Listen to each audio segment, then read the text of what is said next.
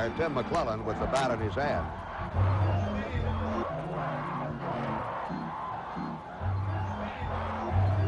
They might be going to call George Brett out.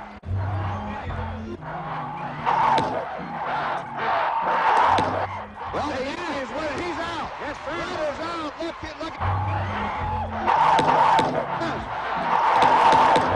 Brett is out. Steaming mad. He is out.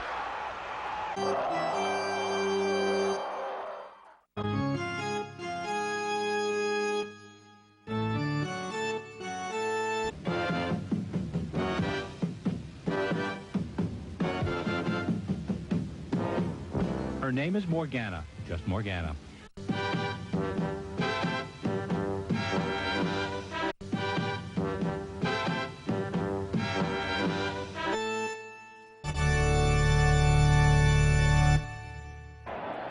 ceiling is painted a gray or a white gray, and you can lose the ball in the girders upstairs. That, my friends, I guess is the kissing bandit or Anna. Slipped down the field, and I hope they throw it out somewhere. Well, she said she was going to do it. We've had all kinds of excitement. We had the imposter, the fellow who played in the Open and just brought a caddy and went there. And then remember in the NBA, he took some shots. And then tonight he came out in a Yankee uniform, and some people feel that he even...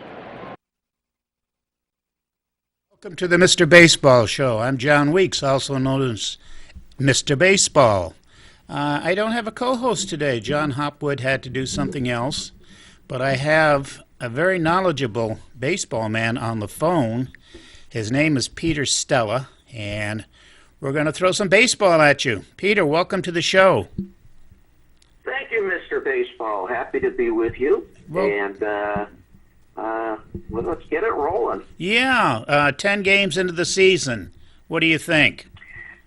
Well, geez. Only 152 to go. It's like, what the Sox have done is pretty remarkable. And, and I know the chatter is that, well, they were playing the Rays and the Marlins, who are, both in a, state of managed decay. Exactly. But, hey, listen, you're 9-1? Wait. Or is it 8-1? 9-1.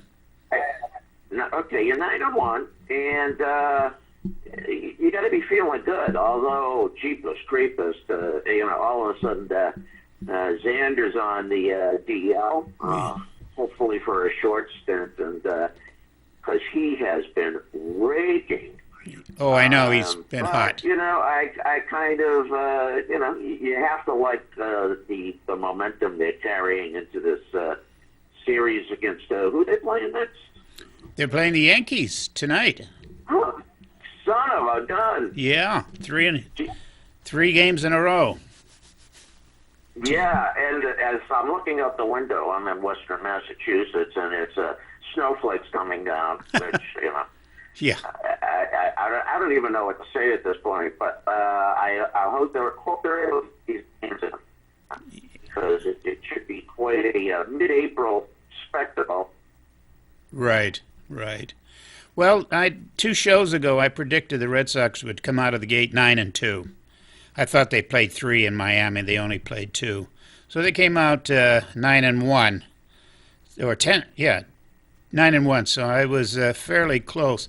And I did pick it for the reason that they play the 2 worst clubs in baseball, with San Diego fighting to get into that bottom 2 or 3. Get into the mix? Yeah. Yeah. Well, yeah, sure. I mean, you don't want to discount who they were playing, and on the other hand, when Right. You can also lose these games too, as ridiculous as that sounds. I mean it's baseball. The best team in baseball at some point in the season is going to lose 5 in a row, and the worst team in baseball is going to win 5 in a row. So absolutely, you never know. But as a Sox fan, I'm very pleased. Well, that and if you're a Sox fan, also take into consideration that they won on the road, and their pitching was very, very, very good. Five of them. Pitching's been dominant. Yeah.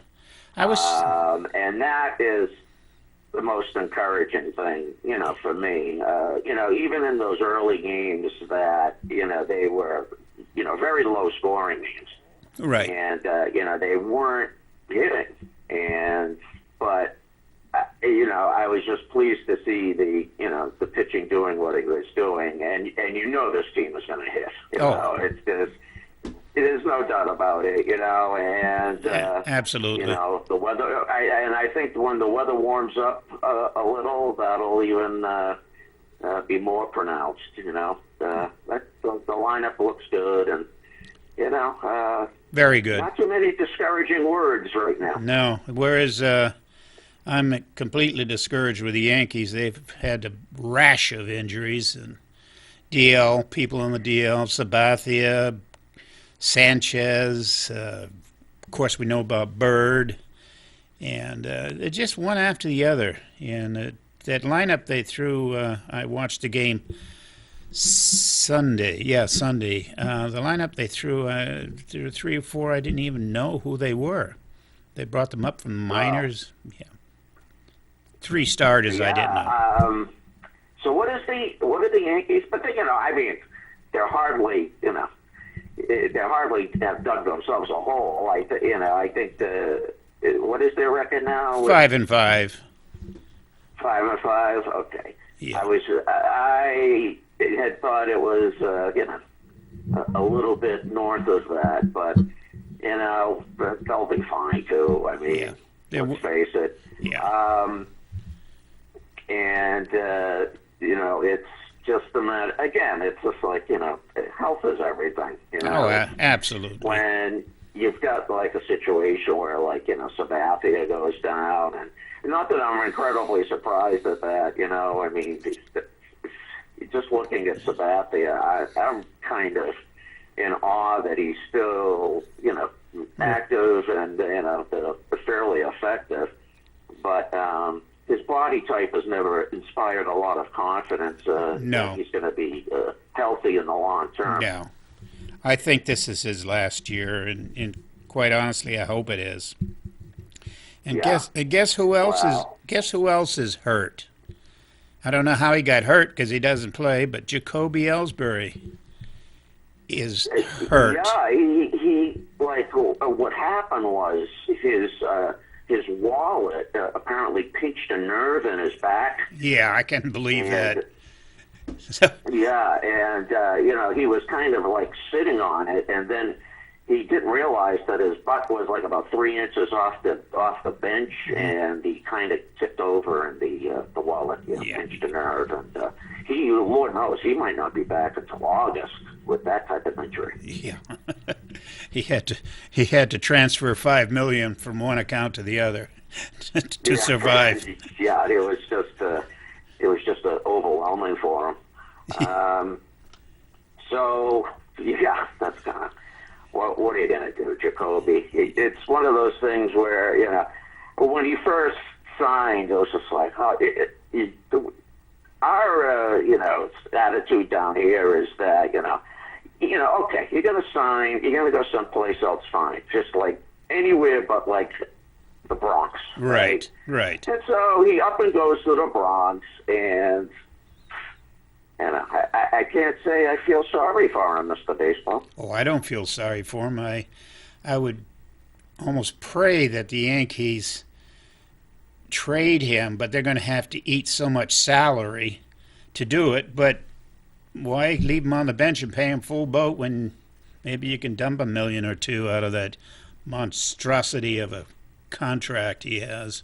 Yeah. And one thing I will say, about the Yankees this year is that the payroll is, for, the New York Yankees, like, really low this year. They're, like, I'm not sure if they're in the top 5 or 6 teams, which is, remarkable given their history. They're going. What I'm hearing is they're like, they're squirreling their nickels and dimes away now because they're looking at this off season when people like Manny Machado and Bryce Harper. You took the words out of my mouth. Become available, and then they're going to strike, I guess. Yeah, they're going to definitely go after Machado. The word is, like you said, Harper also. I don't know. That would have a, well, you can always find room for Harper. That's a nice problem to have, I guess, instead of saying to be overloaded. Yeah. Overloaded with outfielders, it'd be nice to say, oh my gosh, we have Harper, where are we going to play him? So he'll be the center fielder if the Yankees get him. But but we have a whole season to go pretty much here. So tonight it's like Severino against Sale, I believe, is the matchup tonight. Oh, I thought Sale was going tomorrow against Tanaka, but I might be wrong. When I heard it this morning, I thought, and I thought he said Sale and Severino, but perhaps you might be right. Perhaps that's not correct, but it's going to be some good pitching matchups in these games. I'm assuming Tanaka and who else might go? Sonny Gray. Sonny Gray, and Montgomery. Those are the choices. Montgomery. Yeah, but he looked terrible the other day. I don't think he'll be in this series. Come to think of it, I think it's Severino, Tanaka, and who else would it be? Maybe Gray. Could be Gray. Well, we'll see. Yeah. And I'm sure the Sox will be countering with Sale, Price, and Porcello. Right. So who have all gotten off to terrific starts. So the Yankees, they're going to be challenged. Oh, absolutely. Next 3 nights, and we're gonna see, what they're made of. Like you said, struggling with injuries now. Yeah. And you don't affix a whole lot of significance to April baseball. Oh no. There's certainly a long way to go, and guys are just sort of starting to hit their stride round into form. So, right. If one of these teams wins 3 games or one of them loses 3 games, it's not it's not the end of the world in any stretch. But you still want to make a statement if you can. Absolutely. But a victory in April is just as good as a victory in September or October. So that's true. So that's true. They all count the same. Right. It's how many you end up with at the end of the year. And that's right. Yeah. So it's going to be interesting. Let's talk about the Dodgers for a second. They are really playing poor baseball. They're well under 500. It's kind of surprising. Arizona's off to a good start. Yes, they are. It's the Dodgers are kind of funny. They like last year. Oh my God! It was like at the All-Star break. They were like, what were they playing? 750 baseball or something. It was unbelievable. Right. And they had I think they had like 80 wins at the All-Star. It was like it was crazy. I think they were like 70 and 22. It was just. And then they had these stretches where they lost like 13 or 14. And then, a few weeks after that, they went through another one where they lost. Right. And then... So, I'm not sure how much carryover there is for that type of thing from one year to the next for a team. But they're not looking good, are they? No, they're not. And they'll get it going. The pitching is just a little mixed up right now, but they'll get it down. Wood and Hill, and their ace. Yeah. Yeah, they've got some good pitching, and Jansen he'll be back in the fold. He blew one or two, but he's got good stuff. He'll be there. And He'll be there. Yeah. How's that? I haven't seen Darvish's starts. He had a good one. Darvish isn't there. He had a good one yesterday. I think he gave up one run and won 6-1 or something like that, which reminds me of that Japanese phenom of the Angels. My goodness gracious. What is going with that? I'll tell you what. It was that. I guess nationally, this guy he's the biggest story in baseball right now. Oh, absolutely. 3 home runs in 3 games when he's not pitching. Then he goes out and throws a 1 or 2 hit gem. Not all the way, but yeah. What did he have? He had a perfect game through almost 6. Right. And wow, and this has he has the power to maybe change things a little bit, because when players come up out of high school and college, they are, most of them are two-way players. Most of the guys who are pitchers in the college game, I know, also, they play the field. Right. So I'm wondering if this might usher in an era, Mr. Baseball, of guys coming up who, might not be pigeonholed into either being a pitcher or a position player. Maybe we might have dual threats coming up. You think that's a possibility? Oh, absolutely, especially with that guy. I watched him. Well, I saw highlights of him on each swing, and what a beautiful little swing he has. And he reached down and poked a change-up into center field for a base hit. He's just looks like a hitter. And then you know what he. Power. Yeah, and then the dingers I saw were not cheapies. Right. They were just crushed. So it's interesting, and I'm not sure what the plan is. What the Halos have cooked up for this guy. I think he's going to pitch, and then he's going to have the next day off, and then he's going to DH for 3 games until his next start. I know that they're going with a 6-man rotation. Right. And I think that is partly to accommodate this kid. Yeah. So it'll be interesting to see how that develops. Yeah, I was a little bit surprised that he didn't hit in the game that he pitched, but you've got it down right. Interesting. Yeah, you got it down right. He's got he pitches, has a day off, 3 games DHing, another day off before he pitches, and so he's going to get his at bats, but not enough to qualify him for any batting championships or home run titles or anything like that, unless he hits a home run every time. But, hey, it is a remarkable story, and yeah. And how about that for helping you out with your roster? It's just like, man, you have a guy who can in both pitch, starting pitcher no less, right, and DH. I mean, wow, that's like having an extra player on your bench. Oh, absolutely, yeah. He can go in and play the outfield and do other stuff than DH and pitch, so he can play the field.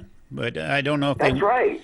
I don't think he's played defense yet. No, I don't think they want to take a chance on him getting hurt. But if push came to shove and they needed a outfielder for an inning or 2, he could definitely do it. So. I don't think he's played defense yet, but I don't think, as far as I know, that hasn't been ruled out. Like you said, if somebody goes down, there's an injury, I suppose they might use him in the outfield if it came to that. So, right. It's an interesting story, and it'll be fun to watch rest of the way. Oh, absolutely. It piqued my interest, I'll tell you that.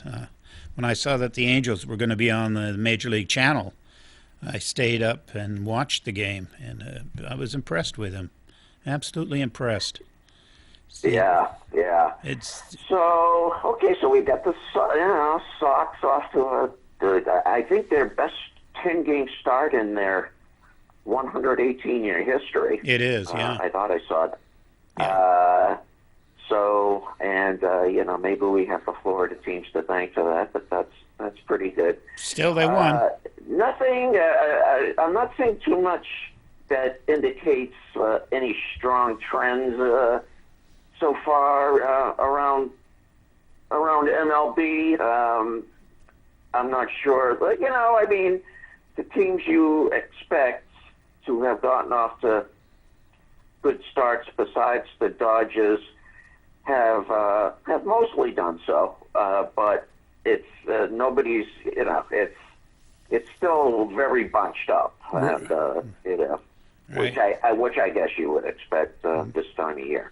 Back in the early 50s, the Dodgers started off a season 15-0. That's when they were in Brooklyn, and they ended up winning the pennant. But I don't know if it was 56 or 55. I don't know which year, but they won their only World Series in 55, of which I attended the first and third games. Yankee Stadium, Ebbets Field. Yeah. That's pretty impressive, Mr. Baseball. Well, it was that was that was it. I mean, that was finally they got off the schneid, because how many World Series going into 55 had they lost, especially to the Yankees? It was a bunch. all of them. They lost in 41, 47, 49, 52, 53, and then 56 after 55. So they lost all but one. That's the only World Series Brooklyn ever won. Of course, they won a few in Los Angeles now, but but before the move, that was it, and I believe that goes back to the pretty much the history of the National League. Did they win a World Series like before the 55 series? no, they never won one. They lost in 20 to Cleveland. They lost to the Red Sox in 16. 15. In 15 the Red Sox beat the Phillies. 1915. So yeah, they hadn't won, but after the 1920 season, I don't think they were in a World Series till 41. Of course, they lost to Phil Rizzuto and the Yankees, Joe DiMaggio. Joe DiMaggio had been in something like 8 World Series in the first 9 years, something like that. Well, that was when the Giants were the dominant National League New York team. Oh, yeah. In the early part of the century, the Dodgers were kind of like the afterthought then. Absolutely. Eventually, they got there, and it was nice to see him win one. And of course, like, hearts were broken 3 years later, which, here it is, like the 60 years, right? Is it 60 years? Yeah. Since they moved, and it's still like, this is possible. How did this possibly happen? But, I guess that was how the game evolved. You're not going to keep California out indefinitely. Right. It's just surprising it was like the 2 New York teams that went there. But oddly enough, when they moved to Los Angeles in '59, they won the pennant and the World Series, and that was pretty much the Brooklyn Ball Club that was on there. Gil Hodges and Pee Wee Reese, and Campanella had already been hurt, but Koufax, Drysdale, bunch of them came from Brooklyn. Did Koufax start in Brooklyn? He did, yeah. He sure. I didn't know that. I thought, you mentioned Drysdale too. I thought those guys didn't come up until they had moved to Los Angeles. Right. Wow. Yeah, no, Koufax out of the University of Cincinnati signed and played with the Dodgers in Brooklyn. And Wow. that's when he And was that really was the year wild. of '59. They played the White Sox that year. That Yeah. was the year the Yankees, their only year that they didn't win the AL pennant for Right. I think, like a decade, wasn't it? It was like 5 years previous to that, and then 5 years after 1959, it was all New York Yankees American League pennants, I think. Yes. And in that 59 series, Koufax lost a game 1-0. And that was, he pitched a beauty, but he just, they didn't score a run for him. And And wasn't that played in the L.A. Coliseum, it was. which was a football stadium? Yeah, football and track. I'm familiar with that. And I think that they put up this like enormous like netting in what was left, because if it weren't like, I think left field was like less than 200 feet away from home plate. Am I imagining? Do you remember this, Mr. Baseball? Oh, I do. It was very short to left field. They had a big screen, a mesh screen that they put up. And right field was Death Valley. Duke Snyder went absolutely crazy trying to hit one out. And he had so many that were caught that it was very frustrating for him. But Wally Moon learned how to slice the ball, and he hit a few home runs over left field, and he was a left-handed hitter. So it was very interesting. Wow. Yeah, and I think I remember seeing pictures of that series. Now it was like, and I try to imagine this. You're in a football stadium. And I think that's where USC plays. It is. But you're in, and there's 90,000 people in this football stadium watching this World Series, and that was a interesting kind of situation there. Yeah. They didn't move to Chavez. When was their first year in Dodger Stadium?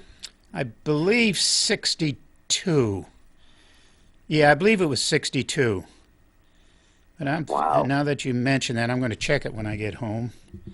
But half hour's up already, Peter. Thank you for being on with me. I appreciate it. Always a pleasure to have you. And our time is up, so you have a good day. Oh, gee. I know. Well, Mr. Baseball, that did fly by. It sure did. I was just getting warmed up. So was I. I was coming out of the bullpen. Yeah, man. Okay. Okay, take care. I'll save some of these bullets for next time, but thank you for having me. My pleasure. And next week we could probably discuss what's going on, what happened these next 3 nights in Fenway. Very good. We'll do that. You take care. All right. Have a good one. You too, and thank you, folks. Keep swinging. I encourage everyone to listen to Matt Cutterton, Unleashed, in the afternoon.